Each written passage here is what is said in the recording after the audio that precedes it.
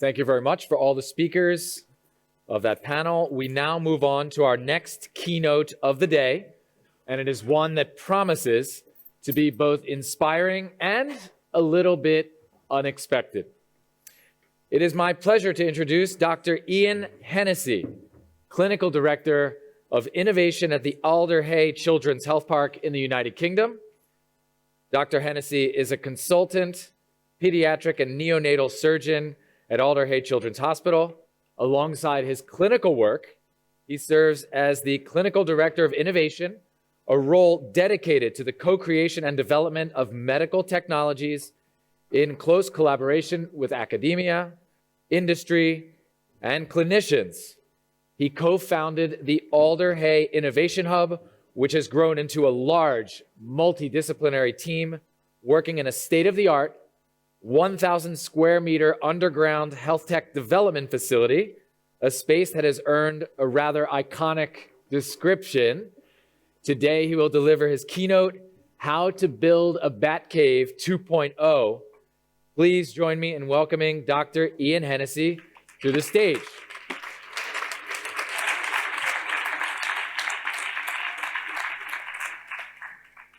Is this working? If I switch it on, does that help? There we go. Love it. Right. Hi, everyone. When Arno and Patricia asked me to do this talk, I was like, yeah, totally, I'll do it. I'll come along and do the talk. That's no problem. About a couple of weeks before, they were like, Iain, can we have the title for your talk? And I always give the same talk, how to build a batcave. And they were like, Iain, that's the talk you gave last time. I'm not sure they're going to be that interested. They're probably going to have heard this before. It's like, oops.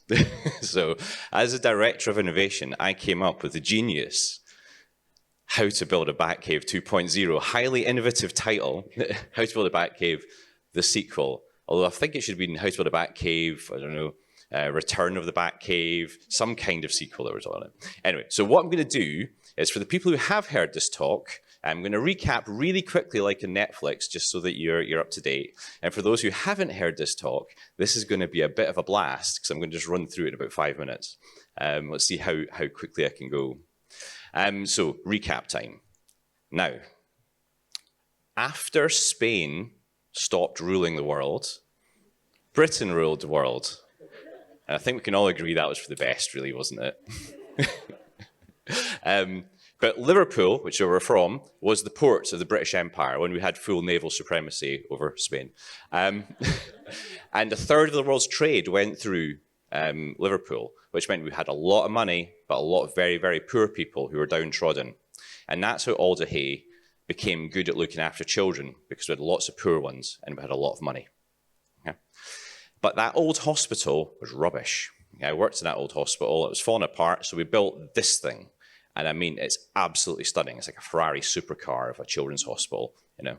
It's AI that did that moved the clouds. It's nuts what it can do these days. Anyway, inside, not only is it really cool from a point of view of what it can do, but it's lovely. It's got a tree house, it's got lots of things in it. We've got grass infinity decks, play decks in every single ward. And it's not just the hospital, it's a whole campus. So we've got research centres, community outreach, the works. And it looks after 6 million people. It protects the children in Liverpool and has done for a very long time. Very cool place. That's my job. Surgeon and gets to do the innovation.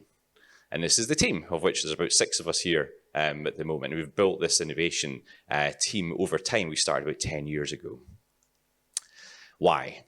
This is really important. Okay? Why do we do this? I'm going to truncate this, because I normally go on about 5 minutes with this talk. But basically, this guy doesn't stand a chance. Okay? They've not even invented antibiotics yet. He's never going to fix this. And even as a surgeon, I could fix this. It'd be easy. And what really annoys me is there's lots and lots of children right now who have conditions which in the future will be looking back at us going, that's so simple. How could you not figure it out? Because he's doing this all wrong. That's why we're doing it. Because we want to take conditions like this girl had a tumor which they said was impossible to remove. You cannot do it. And we used new technologies and new planning technologies to take it out so we can have happy pictures like this. And that's what I think innovation's all about. This is the definition, which was very nicely reiterated in the session beforehand. I totally agree. Fresh ideas that actually happen to achieve value. So the fresh idea stage. This was the start of our innovation journey. We just had hackathons. It was great fun. We just threw lots of things against the wall. We were designing a new hospital. We got new companies to come and work with us. MIT came over and did a hackathon with us. It was very, very high energy, high fun.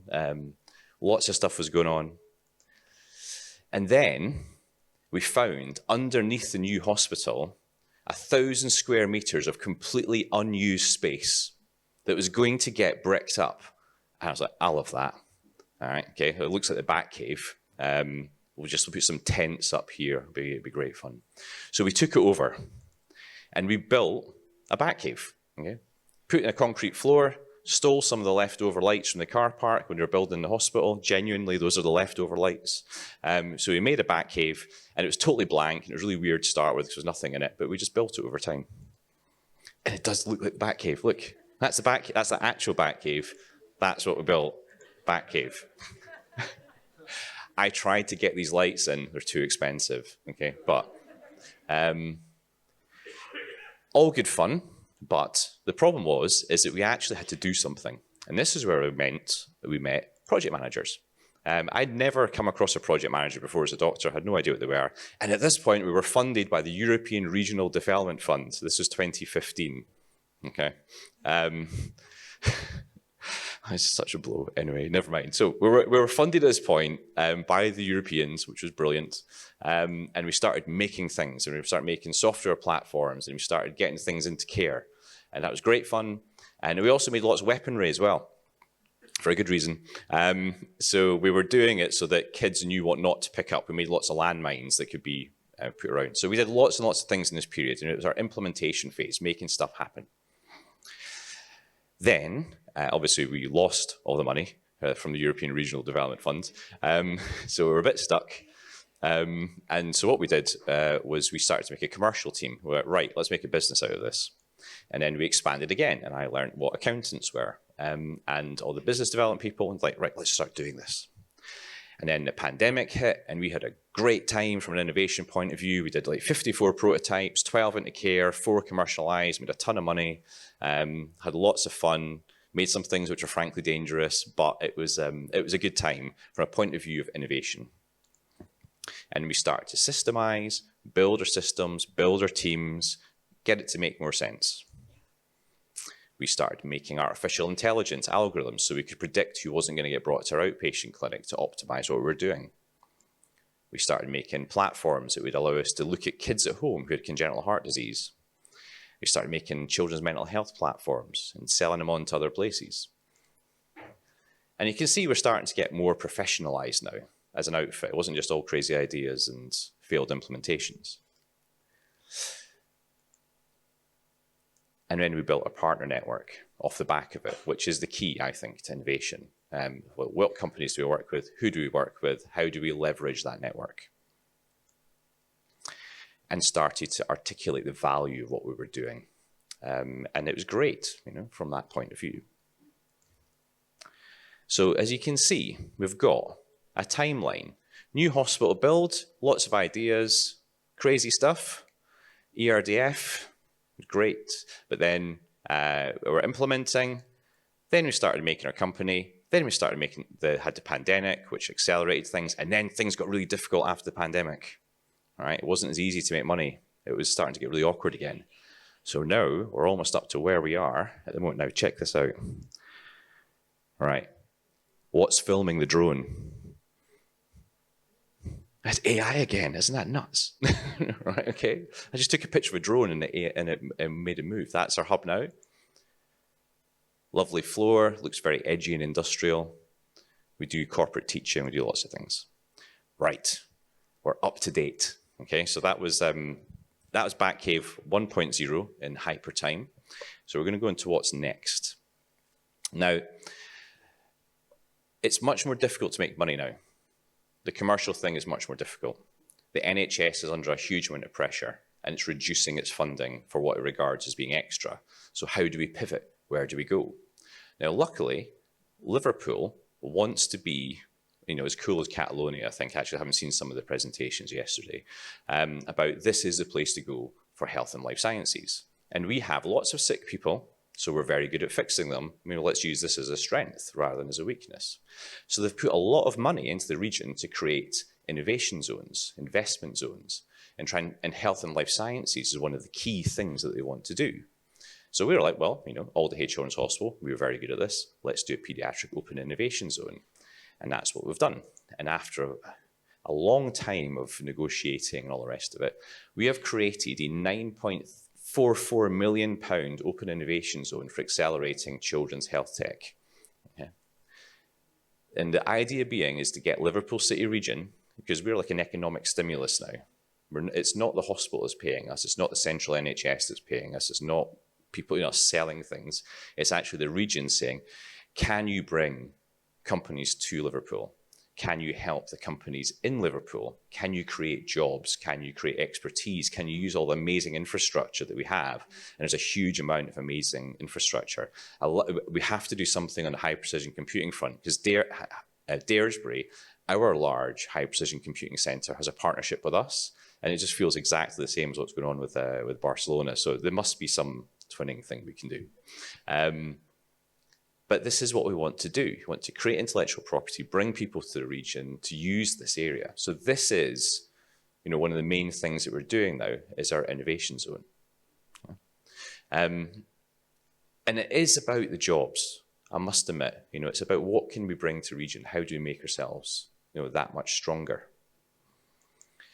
Now, this may think is slightly random, okay? But seeing what we're doing now is, what are we going to do with this money? Okay, how are we going to use it? What is our strategy about using this money? And believe it or not, my family background, because I'm not from Liverpool, for those of you who are good with accents may have spotted already, I'm Scottish. And yes, some Scots in the audience, love it. So the Scottish are very good at mining. And I come from a family of miners, coal miners, blasting underneath Edinburgh.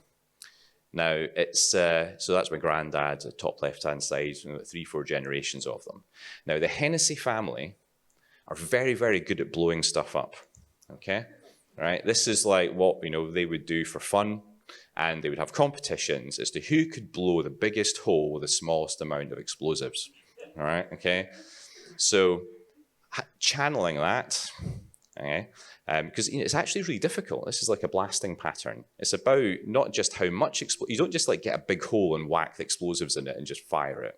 You've got to pack each individual hole. It's what's the depth, what's the timing. It's about creating detonations, but in a controlled way. So I've started this max bang minimum buck strategy. Okay, so how can we get the most for the money that we have? Now, what I mean by bang, that is impact, okay? And it's not all about money. I specifically put it second. Impact, how do families benefit? How do we get stuff? People give us equipment, lend us people, publicity, make our brand better, save money, spelt it wrong. I meant staff retention. You can tell How to Build a Batcave 2.0 is a prototype, okay? And buck is how much does it cost? What does it cost us to do this? What do we lose? And it's not just money, it's time, focus, reputation. And what it did was we sat down with the team and we chucked up about hundreds of the previous projects and started categorizing them. We did them on the matrix. How much did it cost us? What did we get from it? And when we did this, they started to cluster out. Now, I've just simplified this because if they're all on there, it'd be very, very messy. But they started to cluster out. And I'll just see how much time I've got. Okay, 8 minutes. When you have a look at it, when you look at them clustering out, this is where we started. Okay? Minimum buck. Things which you could do very quickly. Now, a nice example here. So for minimum bang and minimum buck, 4-fingered gloves. So we have a charity ambassador. He's called Lewis. He's amazing at getting money out of really high net worth individuals. We just send him in there. He's only got 4 fingers. And his mum got in touch and said, look, he can't ride his mountain bike because he's getting ulcers and abrasions. Can you make him some gloves? So I said to one of the innovation team, could you make him some gloves? And they went, right. And they went and did a deal with a really high-end mountain biking company who made him some amazing four-fingered biking gloves. And he was delighted, did some tweets for us. Innovation team very happy, patient very happy. Unfortunately, having analysed it, the four-fingered glove market is a small one.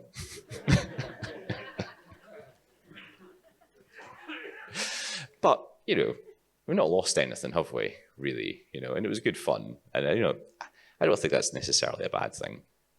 But you're not getting huge impact off that. We're not going to change the world off that. Then we had to look at these ones up here, okay, where we put in minimum effort and got maximum impact off the back of it. And I've put this one up here because this is one of my favorite ones, the hoods one. Because during the pandemic, we had a problem. Most of our staff are female and the face masks weren't sealing, so they were failing their fit tests. So almost all of our theatres are running on the hoods. And someone had pointed out that the hoods had a valve on the chin, which was exhausting into the surgical field, which meant, oh my God, we can't use the hoods. We're going to have to shut all the operating theatres until we fix that. And they tried blocking it up, the vent, and that just caused the thing to almost explode. So it's like, not a good idea. And they came to us and said, right, can you fix it? So we sat down in our rapid prototyping centre in the hub, and we came up with the idea of, why don't you just wear a mask over the valve? So we made an extension, put the mask over the valve, and that was it. Theatres opened again, £500,000 a week re-saved, £0 spent, maximum, bang, absolute minimum buck. Then we go over here, where we're actually getting a big impact, but we're having to spend a huge amount of time. Okay? And we increasingly did this. Okay? This is where we started to move. And what you can see, I'll pick this one, Lyrebird. This is ambient AI technology. So where it just scribes for you, just writes your notes. It's like magic, it's incredible. And we scaled this really quickly. We have got about 350 users, hopefully rising up to about 1,000 users now. But this is a huge amount of work. Okay, and it's really what I put up here, business as usual. It's saving us time, it's saving us money. We're not selling it, it's not a product, but we're generating value off the back of it. But it's really eating a huge amount of time for people and sucking them into the hospital.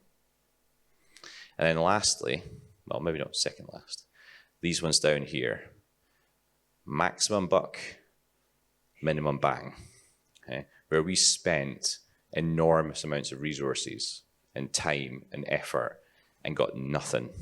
Okay? We're absolutely crashed and burned in this area.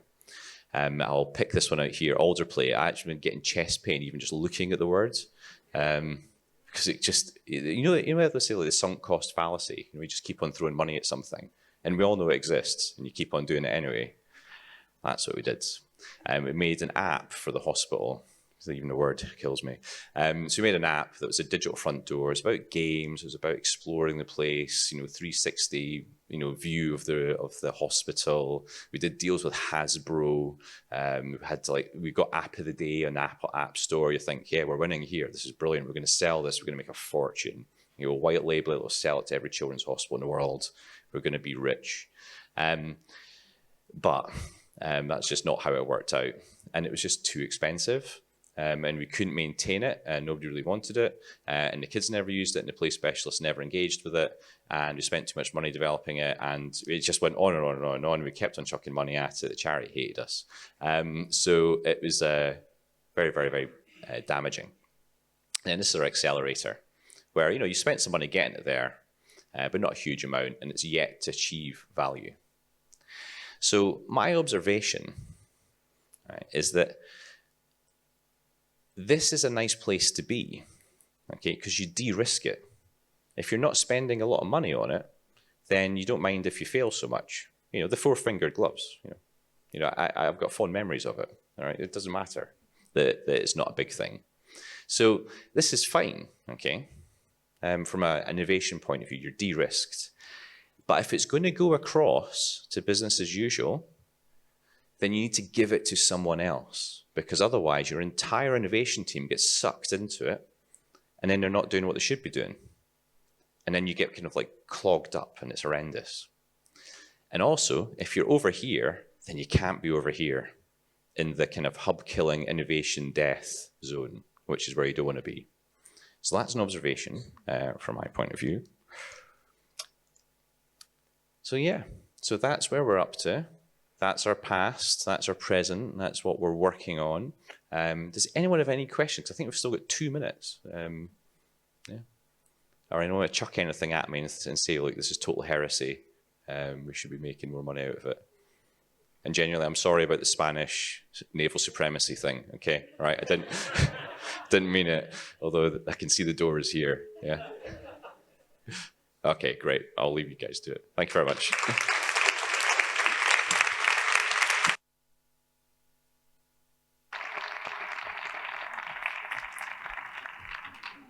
Thank you very much, Dr. Hennessy.